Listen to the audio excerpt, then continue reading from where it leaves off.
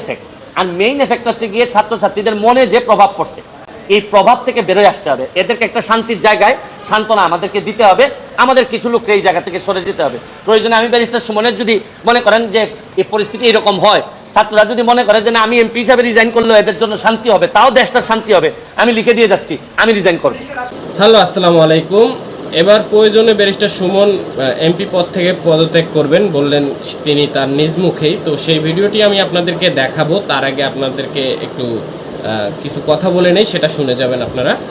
তো ব্যারিস্টার সুমন বলছেন যদি দেশের শান্তির প্রয়োজনে বা এই যে কোটা আন্দোলন নিয়ে যে পরিস্থিতি চলতেছে বেশ কিছুদিন ধরে, পুলিশ এবং ছাত্রদের মধ্যে ধাওয়া পাল্টা ধাওয়া, গ্রেপ্তার অনেক কিছুই চলতেছিল। তো সেই পরিস্থিতি ঠান্ডা করানোর জন্য বা সেই পরিস্থিতিটা এই আন্দোলনকে বিভিন্ন জায়গায় বিক্ষোভ হচ্ছিল সেটা বন্ধ করার জন্য ব্যারিস্টার সুমন বলছে তার জন্য যদি প্রয়োজন হয় তাহলে আমি এমপি পদ থেকে পদত্যাগ করব। তো আসলে কোটা আন্দোলন নিয়ে অনেক কিছুই কিন্তু আমাদের বাংলাদেশে একটা থমথমে পরিবেশ বিরাজ করতেছে, আর এটার কোনোভাবেই কোনো জিনিস দিয়ে দমন করা যাচ্ছে না, আর এটা কোনো থামছেও না। দেখা যায় একে অপরকে দোষ দিচ্ছে। আসলে এখানে কি হচ্ছে সবাই আমরা ভালোভাবে জানি। তো চলেন বেশি দেরি করব না, আপনাদেরকে সেই ভিডিওটি দেখাই। তো তার আগে বলে নেই, আপনারা দেখতেছেন বাংলা নিউজ বিডি টিভি। যারা চ্যানেলে নতুন আছেন সবাইকে চ্যানেলটিকে সাবস্ক্রাইব করে পাশে থেকে বেল আইকন বাজিয়ে দেবেন, আর যারা অলরেডি সাবস্ক্রাইব করেছেন সবাইকে অসংখ্য অসংখ্য ধন্যবাদ। তো চলেন আমরা ভিডিওটি দেখে আসি, আর আপনাদের মূল্যবান মতামত কমেন্ট বক্সে কমেন্ট করে যাবেন। আর মেইন এফেক্ট হচ্ছে গিয়ে ছাত্রছাত্রীদের মনে যে প্রভাব পড়ছে, এই প্রভাব থেকে বেরোয় আসতে হবে। এদেরকে একটা শান্তির জায়গায় সান্ত্বনা আমাদেরকে দিতে হবে। আমাদের কিছু লোককে এই জায়গা থেকে সরে যেতে হবে। প্রয়োজনে আমি ব্যারিস্টার সুমনের যদি মনে করেন যে এই পরিস্থিতি এরকম হয়, ছাত্ররা যদি মনে করে যে না আমি এমপি হিসাবে রিজাইন করলেও এদের জন্য শান্তি হবে, তাও দেশটার শান্তি হবে, আমি লিখে দিয়ে যাচ্ছি আমি রিজাইন করব। নমনীয় অবশ্যই দেখেন, এই যে প্রথমেই যারা এই ঘটনাতে বিভিন্নভাবে নিহত হয়েছেন তাদের আত্মার মাগফিরাত কামনা করতেছি। আমরা সবসময় এইসব বিষয় নিয়ে প্রতিবাদ করেছি। আজকে জানেন যে 6 জন সমন্বয়ক যারা ডিবি অফিসে ছিলেন, এটা নিয়ে অনেক বিতর্ক ছিল যে তাদেরকে কি বাধ্য করা হয়েছে কিনা, তাদেরকে কেন ডিবি অফিসে নিয়ে আটকে রাখা হয়েছে। এই বিষয়ে 2-1 জায়গায় আমি কথা বলছি। ও আনঅফিসিয়ালি তারা আমাকে যেটা জানিয়েছেন যে আমি বললাম যে আপনারা চাইলে তো এদেরকে অ্যারেস্ট করতে পারেন, আপনারা তাদেরকে আটকে রাখছেন যে এই অভিযোগ, এই বিষয়ে আপনাদের মন্তব্য কী। তারা আমার যেটা জানিয়েছেন, তারা বলছেন যে কোটা আন্দোলন তো কোটা সংস্কারের যে আন্দোলন, এটার জন্য যা যা চেয়েছিলেন সবই দেয়া হয়েছে। মানে যারা এই কোটা আন্দোলনে, কোটা সংস্কারের আন্দোলনে তারা যা চেয়েছিলেন তার চেয়ে দেখা যাচ্ছে যে 95%, 93% দেওয়া হয়েছে। মানে ওনারা যা চেয়েছিলেন কোটার বিষয়ে কিন্তু আর কোনো বক্তব্য এখন আর নাই। কোটা বিরোধী আন্দোলনের কোনো কথা এখন আর মাঠে নাই। তারপরও মাঠে মানুষ কেন? তাইলে কোটার পরে যে আন্দোলন চলতে পারে, এটা হচ্ছে কি আমিও বলছি যে এই আন্দোলনে আমাকেও আপনারা সাথে নেন।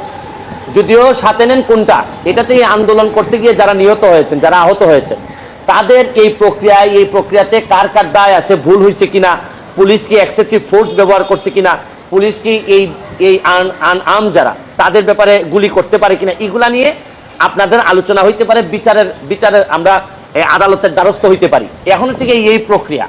এবং আপনারা জানেন যে কমিশন অলরেডি রংপুরে যাবে, এটার প্রক্রিয়া শুরু হয়েছে। মাননীয় প্রধানমন্ত্রী বলছেন যে এই তদন্ত প্রয়োজনে জাতিসংঘ এসে এটা করুক। আমি এটাকে সাধুবাদ জানাই। এবং আমি আরেকটা কথা বলতে চাই, আপনাদের বিচারের প্রক্রিয়াতে না গিয়ে আপনারা যদি আন্দোলন সংগ্রাম এবং ভাঙচুরে যদি আবার জনসাধারণের শৃঙ্খলা নষ্ট এরকম কাজে যদি জড়িত থাকেন, তাহলে তো রাষ্ট্রের এবং সরকারের এটা রক্ষা করতে গিয়ে আবার শক্ত অবস্থানে যাইতে হবে। এর মানে কি দাঁড়াচ্ছে? আমি স্পষ্ট বলছি যে কোটা সংস্কার আন্দোলনে আমরা একমত। যারা নিহত হয়েছে, আহত হয়েছে, তাদের ব্যাপারে আইনি ব্যবস্থা নিতে আমরা একমত, আমরা সাহায্য করতে চাই। কিন্তু এই আন্দোলনটাকে যদি আপনারা মনে করেন, যে এখন আপনারা সরকার পতন করবেন, আপনারা মাননীয় প্রধানমন্ত্রীকে কোনোভাবেই দেখতে চান না, তাই এই আন্দোলনে তো আমরা সব একমত না। এটা আমি বারবারই বলছি যে আমি ব্যারিস্টার সুমন, আমি একজন স্বতন্ত্র এমপি হিসাবে আমি তো আমার পতন চাইতে পারি না, কারণ ছাড়া বা আমার বিরুদ্ধে অভিযোগ ছাড়া। এখন সরকার পতন মানে তো আমারও পতন আমি চাই। আর প্রশ্ন হচ্ছে কি, কোটা আন্দোলনের জন্য আসছিলেন, আপনারা সফল হয়েছেন এবং এটা মানতে বাধ্য হয়েছে সবাই, এটা আদালতের মাধ্যমেই আসছে। এখন আপনারা বিচার চাইতে পারেন যে কোন কোন জায়গায় অন্যায় হয়েছে। এবং আমি আপনাদের মাধ্যমে আরেকটা কথা বলতে চাই, আপনারা জানেন যে ডিবির যিনি হারুন সাহেব ছিলেন, এই যে হাইকোর্ট তাকে নিয়ে একটা কথা বলছে যে তামাশা, আপনি জাতির সাথে এটা তামাশা। এরপরে কিন্তু সরকারের একটি, আমার কাছে মনে হয়েছে যেটি ভালো দিক, যে পরের দিনই কিন্তু তাকে এখান থেকে সরাই দেওয়া হয়েছে। আমি মাননীয় প্রধানমন্ত্রীর কাছে আমি একটা দাবি জানাবো, এটা মনে করি যে আমি সাধারণ ছাত্রের পক্ষে আমি দাবিটা জানাইতে চাই। এটা হচ্ছে গিয়ে যে এই প্রক্রিয়ায় হারুন সাহেবকে যেভাবে সরাই দেওয়া হয়েছে, এই প্রশাসনে মন্ত্রী থেকে শুরু করে এবং দলের নেতারা যারা এই কাজের সাথে ব্যর্থতার পরিচয় দিচ্ছেন, আমি দাবি জানাবো যে তাদেরকেও যদি এই জায়গাগুলো থেকে সরাই দেন, তাহলে আমার মনে হয় ছাত্রদের জন্য আরেকটি শান্তির বিষয় হবে।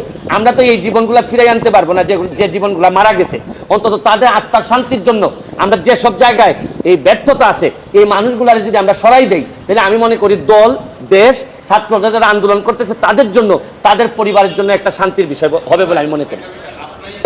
বল প্রয়োগের কথাটা বলতেছি হচ্ছে গিয়ে প্রথম দিকে শিক্ষার্থীদের আন্দোলন যেটা ছিল, এইটাতে আমার ব্যক্তিগত অপিনিয়ন যে আওয়ামী লীগ এবং সরকারি প্রায় 90% লোক এই যে আন্দোলনটা ছিল সংস্কারের, এটার সাথে একমত ছিল। কিন্তু শুক্র শনিবারে আমরা ব্রেক মেরে দিছি। আমরা যারা আওয়ামী লীগের বা বঙ্গবন্ধুর আদর্শরে ধারণ করি বা মুক্তিযুদ্ধের চেতনা, আমরা ব্রেক মারছি হচ্ছে গিয়ে শুক্রবারে। কারণ শুক্রবারে আর শনিবারে যা ঘটছে, এইটা আর তখন আমাদের মনে হয়েছে যে এখানের মধ্যে অন্য রাজনীতি আছে।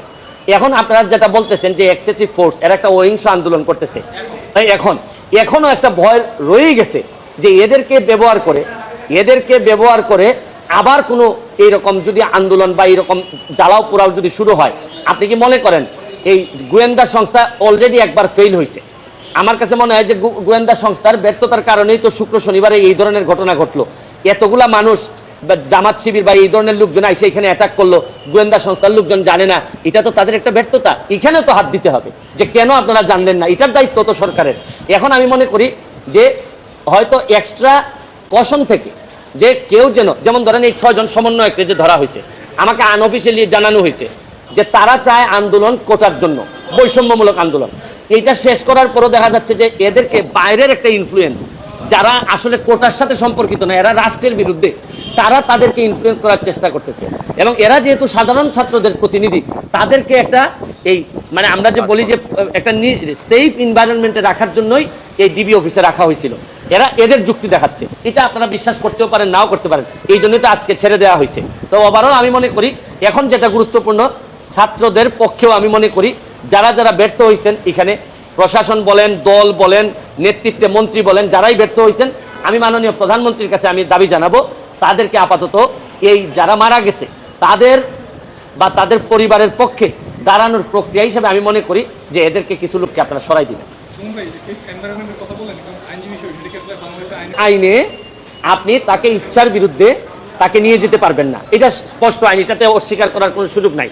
তারা দেখা গেল যে স্টেটমেন্টও দিয়েছেন, আমি দেখলাম যে মনে করলাম যে স্টেটমেন্টটাও জোর করে আদায় করা হয়েছে, এই ধরনের কথা মনে করলাম। আমি প্রথমেই আপনাকে বলি, কাউকে ইচ্ছার বিরুদ্ধে কোনো জায়গায় আপনি আটকে রাখতে পারবেন না, এটা একদম প্লেইন একটা ল।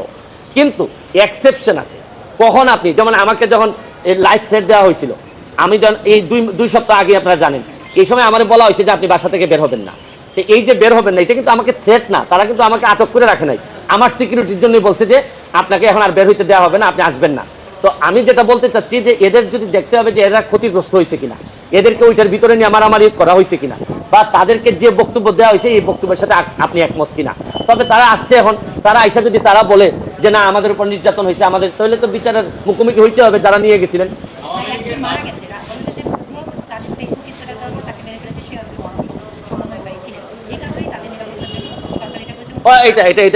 আপনি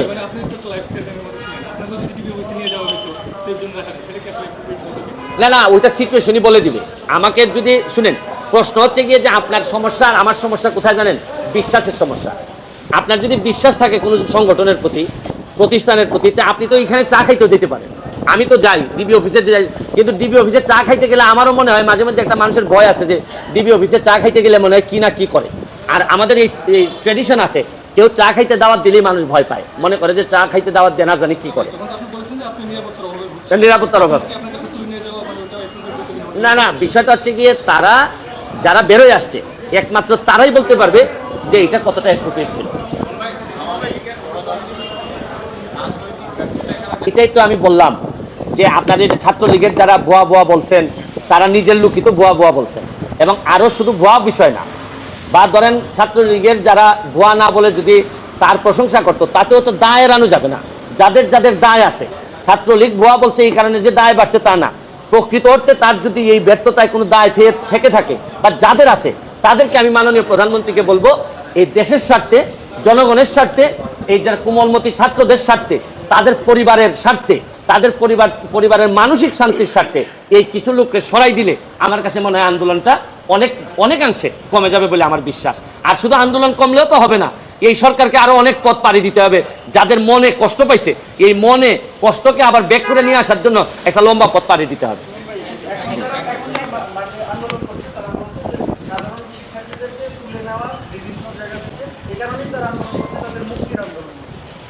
সবই তো একই আন্দোলনের মধ্যে। মুক্তিটা হচ্ছে গিয়ে কি কারণে ধরে নেওয়া হয়, কি কারণে আন্দোলনে যাওয়ার কারণে, রিস্কের কারণে। এখন সহিংসতা করেনি বা করছে, এটা তো ডিসপিউটেড কোয়েশ্চেন অফ ফ্যাক্ট। এটা একমাত্র তদন্ততেই জানা যায়।